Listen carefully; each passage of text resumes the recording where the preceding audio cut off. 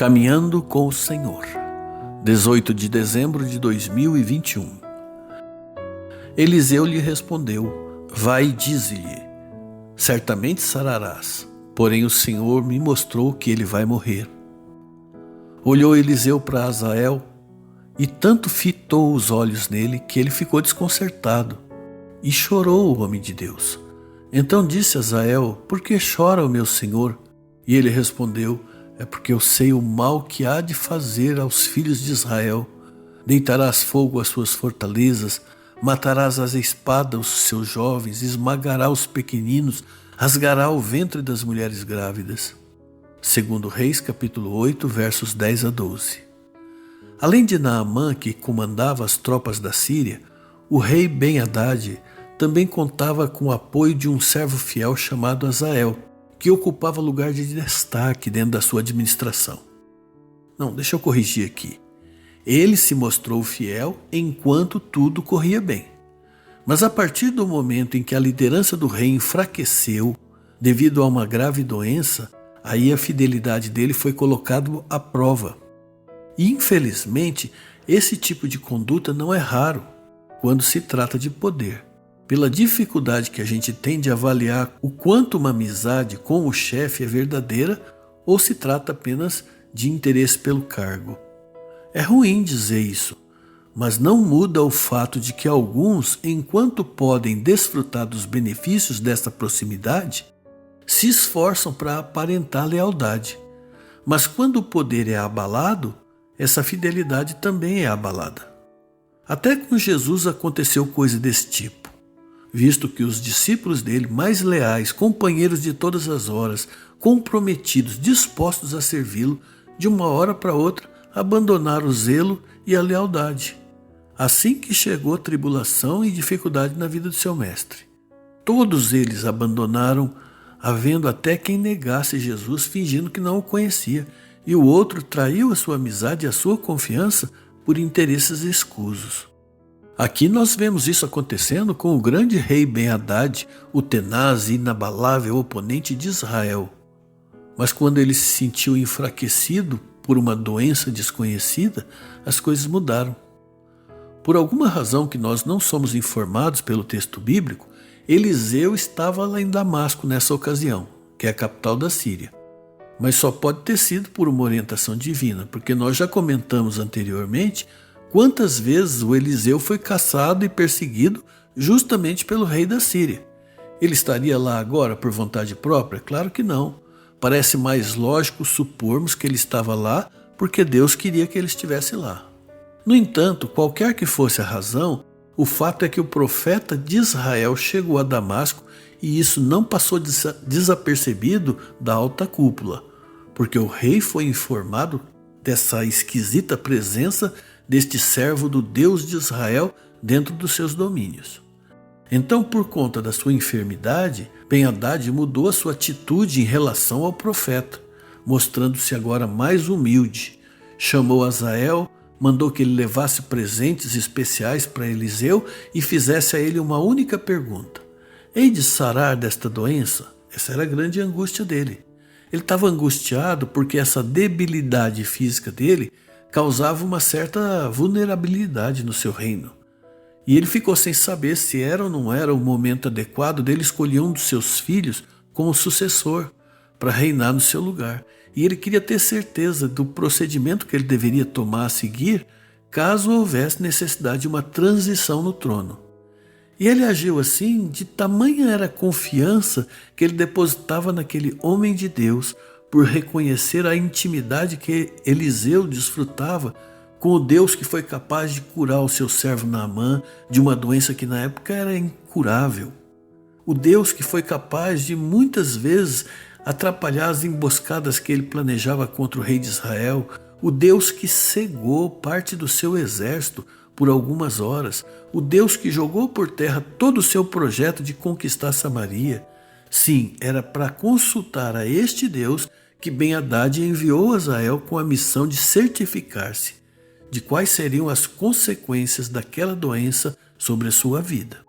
Azael então escolheu os melhores itens dentre todas as mercadorias que havia em Damasco e com elas ele carregou 40 camelos e foi ao encontro do homem de Deus para fazer essa pergunta. Nós não sabemos, a Bíblia não diz, não nos informa se ele aceitou ou não aceitou aquele presente. Em outros momentos ele não aceitou. Mas o que nós sabemos é que Azael chega humildemente, se prostra perante Eliseu e pergunta a respeito daquilo que tanto incomodava seu rei. E Eliseu respondeu: vai e diz ao seu rei, certamente sararás. Porém o Senhor me mostrou que ele vai morrer. Parece confuso, não é? Dá até a impressão que Deus estaria ali fazendo uma daquelas brincadeiras de mau gosto com a desgraça alheia. Mas não é nada disso, não. O que se passou ali foi que o Senhor revelou ao profeta que aquela doença não era mortal e que o rei não morreria por causa daquela doença. Mas ainda assim ele morreria, haveria de morrer. E embora ele não tenha especificado isso, Eliseu deu a entender que o próprio Azael haveria de matar Ben-Hadad para usurpar o poder e depois então ele iria com as suas forças, com as suas tropas lutar contra Israel, como havia sido profetizado por Elias alguns anos antes. E depois dele responder esta pergunta, ele fixou firmemente seus olhos nos olhos de Azael por algum tempo, deixando ele assim desconcertado. Então o profeta começou a chorar. Ele fez isso porque ele conseguia enxergar pelo Espírito quanta maldade tinha no coração daquele homem. Tamanha foi a sua angústia que ele não se conteve e revelou parte dos horrores que ele estava vendo. E ele falou na bucha, na cara do homem, a respeito de toda a maldade que ele seria capaz de praticar. Porque eu sei as coisas terríveis que você vai fazer contra o povo de Israel. Você vai colocar fogo nas fortalezas de Israel, você vai matar os moços, vai esmagar as crianças, vai rasgar a barriga de mulheres grávidas. Aquela poderia ter sido uma oportunidade de mudança na vida de Azael. Porque nada está determinado como se Deus estivesse planejando os nossos erros e as nossas maldades. Deus conhece antes, Ele é onisciente, Ele vê o futuro, mas Ele não é responsável pelas nossas escolhas erradas. Azael poderia muito bem ter dito ao profeta: longe de mim fazer tal coisa, meu senhor, peça ao seu Deus para mudar a minha vida, para mudar a minha história, não me deixe cometer tamanha loucura perante o seu Deus. Mas não, ele gostou daquilo que ouviu. Ele até decidiu antecipar a tomada de poder. Por isso ele conspirou para matar o seu rei e se apoderar logo do trono antes que o rei decidisse escolher um dos seus filhos para reinar em seu lugar. E aí ele volta correndo para o palácio dizendo ao rei que ele ficaria bom. Mas o objetivo dele era deixar o rei tranquilo, para que o rei baixasse a guarda, para que o rei relaxasse, e aí ficava uma presa fácil, ficava muito mais fácil de atacá-lo. E foi efetivamente isso que aconteceu. O rei relaxou quando ouviu aquelas boas notícias e foi dormir em paz. Azael, no entanto, tinha pressa de reinar sobre a Síria, e ele não quis esperar que a hora dele chegasse de uma forma natural. Por isso ele providenciou ele mesmo a morte de Ben-Hadad. Aproveitando-se da alegria do rei, que agora dormia despreocupadamente, ele entrou sorrateiramente nas câmaras, nos aposentos do rei, com o cobertor encharcado de água, e enquanto o rei dormia, ele foi lá e colocou o pano sobre o rosto dele e asfixiou sem deixar vestígios, como se ele tivesse tido um ataque cardíaco. É claro que a seguir houve uma disputa intensa pelo poder em Damasco, mas como Eliseu havia predito, Azael prevaleceu e assumiu o trono da Síria. É estranho que Deus faça isso às vezes.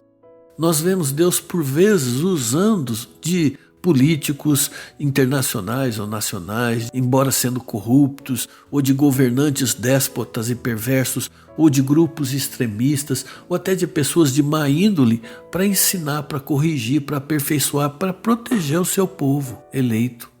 Mas nem por isso ele vai deixar de acertar as contas com aqueles que fazem o mal, pois a todos nós é dado a opção de fazer o bem ou de fazer o mal. Contudo, aqueles que rejeitam o governo de Deus sobre as suas vidas, só resta a eles ser dominados pelo mal, se tornam escravos do pecado. Ainda assim, Mesmo sendo escravos do pecado, eles não estão isentos de culpa. Eles serão julgados pelas suas próprias escolhas, pelo que fizeram ou pelo que deixaram de fazer. Ainda que eu saiba disso, meu Senhor, ainda que eu saiba o quanto o Senhor é poderoso, até mesmo ao ponto de transformar os meus erros em instrumento para ensinar e edificar a vida de outras pessoas, ainda assim eu te peço que eu não seja usado pelo Senhor baseado nos meus erros. Eu quero acertar, Senhor. Eu quero corrigir os fracassos que há em mim. Eu quero ser usado como um referencial saudável na vida dos outros. Eu quero muito ser assim. Eu tenho que ser assim. Mas nem sempre eu consigo ser assim, porque ainda continuo praticando o mal que eu não quero fazer. Eu peço a tua ajuda, meu Senhor, porque eu quero vencer essa guerra que existe dentro de mim, que nem sempre me deixa fazer o teu querer, porque por vezes o meu querer fala mais alto. Me ajude a melhorar, meu Senhor, me ajude a melhorar. Das tuas mãos eu busco por esta bênção, em nome de Jesus. Amém.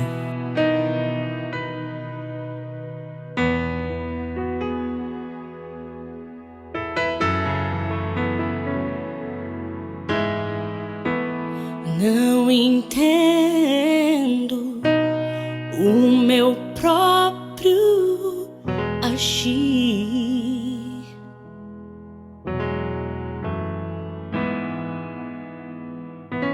Sinto a graça, o que seria de mim?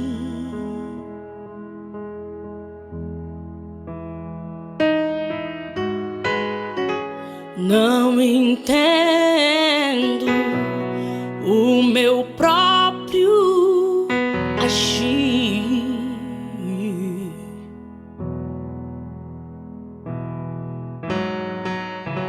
Sinto a graça, o que seria de mim, Deus?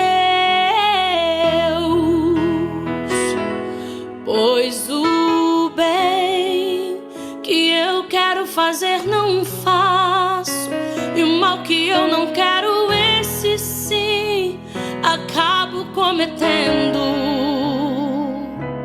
Em meu ser militam carne e espírito, em uma guerra infindável, a qual eu não me rendo.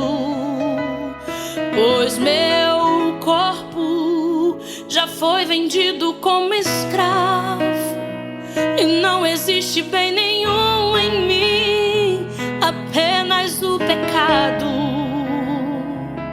Mas eu sei que no tocante ao meu interior tenho prazer na tua lei. Tu és o meu amado, então liberta-me de mim. Eu quero ser a sua casa. Se você estiver aqui, eu sei, eu venço o pecado. Então enche-me de ti, até que não haja mais espaço. Pois quando estou em tua presença, o meu viver é transformado, e eu passo a ser livre pra viver a tua vontade. Em te conhecer, todo meu ser se enche de bondade, e reina o Espírito